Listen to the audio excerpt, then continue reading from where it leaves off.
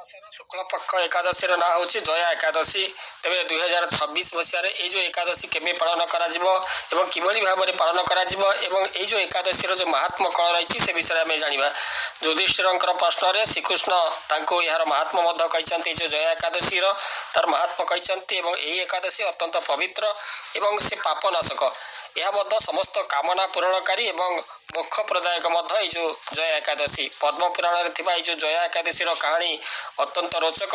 ଏକଦା ଇନ୍ଦ୍ରଙ୍କର ସଭାରେ ଗନ୍ଧର୍ବମାନେ ସେମାନେ ଗୀତ ଗାଉଥିଲେ ଏବଂ ସେମାନଙ୍କ ମଧ୍ୟରେ ପୁଷ୍ପବନ୍ତୀ ନାମ୍ନୀ ଗନ୍ଧର୍ବୀ ଏବଂ ମାଲ୍ୟବାନ ନାମକ ଗନ୍ଧର୍ବ ମଧ୍ୟ ଥିଲେ ଏବଂ ଦୁହେଁ ଇନ୍ଦ୍ରଙ୍କର ସଭାକୁ ନୃତ୍ୟ ଗୀତ ନିମନ୍ତେ ସେମାନେ ଆସିଥିଲେ।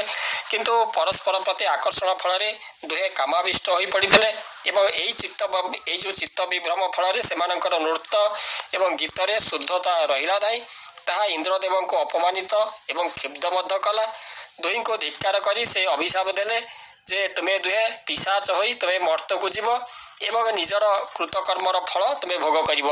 ସେଇ ଯେଉଁ ଅଭିଶାପ ଏଇ ଯେଉଁ ପୁଷ୍ପବନ୍ତୀ ଏବଂ ମାଲ୍ୟବାନଙ୍କୁ ବହୁତ ଦୁଃଖୀ କରିଦେଲା। ସେମାନେ ବହୁତ ଚିନ୍ତିତ ହୋଇପଡ଼ିଲେ ଏବଂ ବହୁତ ମନସ୍ତାପ କଲେ ଏବଂ ତାପରେ ଦୁହେଁ କ'ଣ ହେଲେ ନା ପିଶାଚ ହୋଇ ସେ ହିମାଳୟକୁ ଚାଲିଗଲେ ଏବଂ ଘୋର ଦୁଃଖ ଭୋଗ କଲେ ଏବଂ ନର୍କ ଯନ୍ତ୍ରଣା ଭୋଗ କରି ଦୁହେଁ ଭାବିଲେ ଯେ ଅନ୍ତତଃ ଇଏ ଜନ୍ମରେ ଆମର ଆଉ କିଛି ପାପ ନ ହେଉ। ତେଣୁ ସମୟକ୍ରମେ ଏଇ ଯେଉଁ ମାଘ ମାସ ଆସି ଉପସ୍ଥିତ ହେଲା ଏବଂ ଶୁକ୍ଳପକ୍ଷର ଏକାଦଶୀ ତିଥି ପଡ଼ିଲା। ଦୈବ ଯୋଗକୁ ସେଦିନ ତାଙ୍କୁ କିଛି ଆହାର ମିଳିଲା ନାହିଁ। ତେଣୁ ସେ ଦୁହେଁ ଗୋଟେ ଅସତ୍ୟ ବୃକ୍ଷ ତଳେ ଦୁଃଖରେ ବସି ତାଙ୍କର ଦିନ ସେମାନେ ବିତେଇବାକୁ ଲାଗିଲେ। ଦିନ ପରି ରାତ୍ରିରେ ବି ଦୁହିଁଙ୍କୁ ଉପାସ ଏବଂ ଉଜାଗରରେ ରହିବାକୁ ପଡ଼ିଲା। ରାତି ପାଇ ସକାଳ ହେଲା। ନିଜ ଅଜାଣତରେ ହେଲେ ବି ସେଇ ଯେଉଁ ଏକାଦଶୀରେ ଦୁହେଁ ଉପାସ ଏବଂ ଉଜାଗରରେ ରହି ତାର ପୂର୍ଣ୍ଣ ଫଳ ସେମାନେ ଲାଭ କରିଥିଲେ। ଫଳରେ ଭଗବାନ ବିଷ୍ଣୁଙ୍କର କୃପାରୁ ତାଙ୍କର ପିଶାଚ ଜନ୍ମର ପରିସମାପ୍ତି ମଧ୍ୟ ଘଟିଲା ଏବଂ ଦୁହେଁ ନିଜର ପୂର୍ବ ରୂପ ଫେରି ପାଇଲେ। ଭଗବାନ ବିଷ୍ଣୁଙ୍କର କୃପାରୁ ସେମାନେ ସ୍ୱର୍ଗ ବିମାନରେ ବା ଦେବ ବିମାନରେ ଆରୋହଣ କରି ସେମାନେ ସ୍ୱର୍ଗ ଲୋକକୁ ଗଲେ ଏବଂ ଦୁହେଁ ସ୍ୱର୍ଗ ଲୋକରେ ପହଞ୍ଚି ଦେବରାଜ ଇନ୍ଦ୍ରଙ୍କୁ ପ୍ରଣାମ କଲେ। ତାଙ୍କୁ ଦେଖି ଇନ୍ଦ୍ର ବିସ୍ମିତ ତଥା ଆନନ୍ଦିତ ହେଲେ। ତାଙ୍କୁ ପଚାରିଲେ ଯେ ମୋତେ କୁହ, କେଉଁ ପୁଣ୍ୟ ବଳରେ ତୁମେ ଦୁହେଁ ପିଶାଚ ଜନ୍ମରୁ ମୋକ୍ଷ ଲାଭ କରି ପୁଣି ସ୍ୱର୍ଗପୁରକୁ ଆସିଲ? ମାଲ୍ୟବାନ ତାଙ୍କୁ ସବୁ କଥା କହିଲେ ଏବଂ ତାହା ଶୁଣି ଇନ୍ଦ୍ରଦେବ କହିଲେ ଯେ ତୁମେ ଦୁହେଁ ବିଷ୍ଣୁଙ୍କର କୃପା ଏବଂ ପ୍ରୀତି ଲାଭ କରିଛ, ତେଣୁ ମୋର ବନ୍ଦନୀୟ। ତେଣୁ ଏବେ ତୁମେ ଦୁହେଁ ଦେବଲୋକରେ ମନ ଆନନ୍ଦରେ ବିହାର କର। ତେଣୁ ଜୟା ଏକାଦଶୀର ଏଇ ଯେଉଁ ମାହାତ୍ମ୍ୟ ବର୍ଣ୍ଣନା କରି ଶ୍ରୀକୃଷ୍ଣ ଯୁଧିଷ୍ଠିରଙ୍କୁ କହିଲେ, ହେ ରାଜା, ଏଇ ଯେଉଁ ଜୟା ଏକାଦଶୀ ବ୍ରତ ଏଇ ଯେଉଁ ବ୍ରହ୍ମହତ୍ୟା ଦୋଷରୁ ମଧ୍ୟ ମୁକ୍ତ କରେ ଏବଂ ଯେ ଏହି ବ୍ରତ କରି ଦାନ ଦିଏ ସେ ସମସ୍ତ ଯଜ୍ଞର ଫଳ ପାଏ।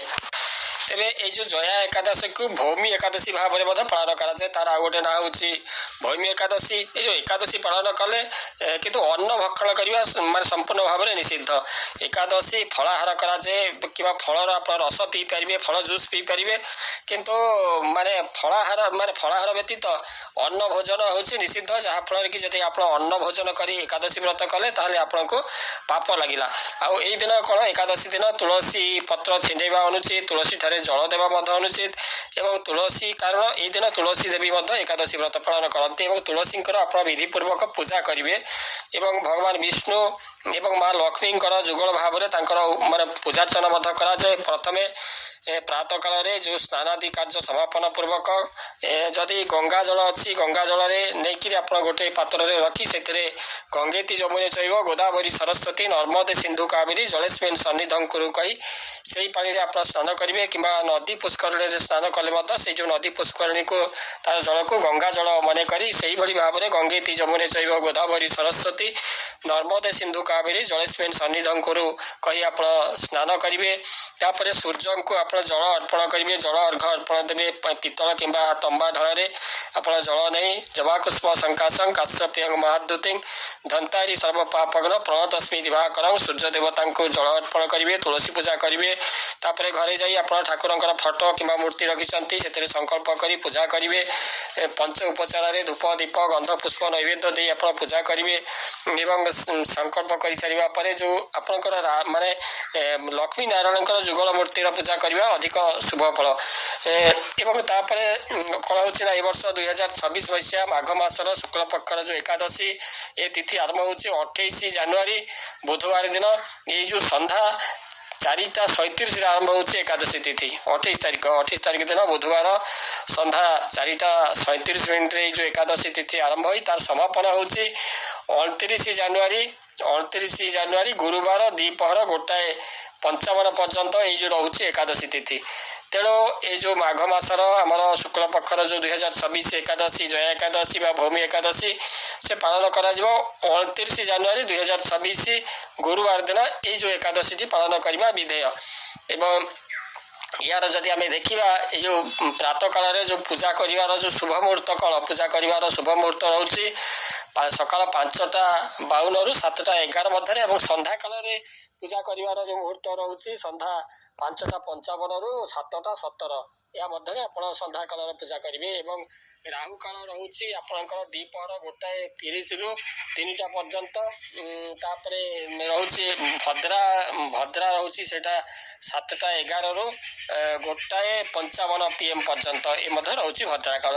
କିନ୍ତୁ ଭଦ୍ରା ଯେହେତୁ ସ୍ୱର୍ଗରେ ରହୁଛି ତେଣୁ ମର୍ତ୍ତ ଉପରେ କୌଣସି ତାର ପ୍ରଭାବ ନାହିଁ।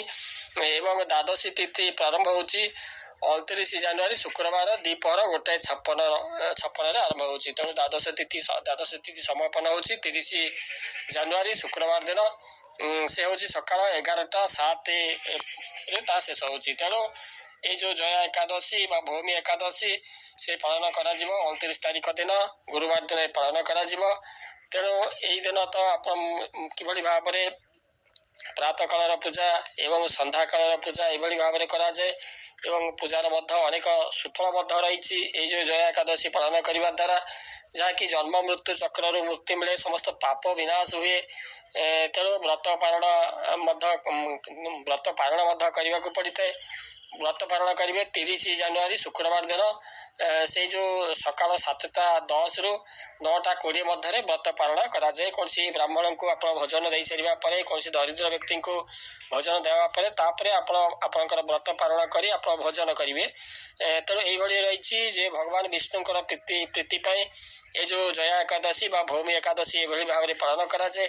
2026ରେ କିଭଳି ଭାବରେ ଏ ଯେଉଁ ଭୂମି ଏକାଦଶୀ ବା ଜୟା ଏକାଦଶୀ ପାଳନ କରିବେ ସେ ସମ୍ପର୍କରେ ଆପଣମାନେ ଜାଣିଲେ। ଶ୍ରୀକୃଷ୍ଣ ଗୋବିନ୍ଦ ହରେ ମୁରାରେ ହେ ନାଥ ନାରାୟଣ ବାସୁଦେବ ଅଚ୍ୟୁତଂ କେଶବଂ କୃଷ୍ଣ ଦାମୋଦରଂ ରାମ ନାରାୟଣ ଜାନକୀ ବଲ୍ଲଭଂ।